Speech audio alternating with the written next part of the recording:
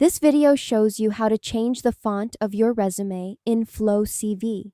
First, pick the resume you want to work on from your dashboard and open it in the editor. Once you're inside the editor, head over to the Customize tab.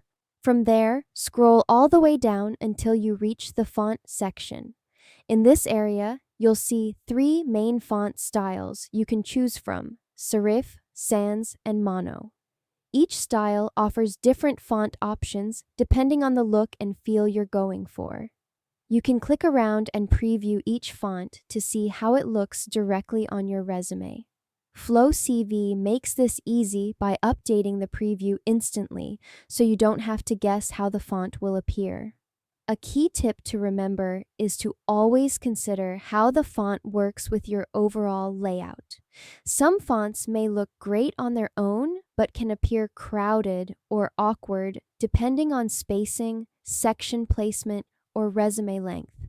Make sure the font you choose stays readable and visually balanced. Once you find a font that fits your resume style, simply select it and continue working on your document. And that's it. That is how you change the font of your resume in FlowCV. Thank you for watching.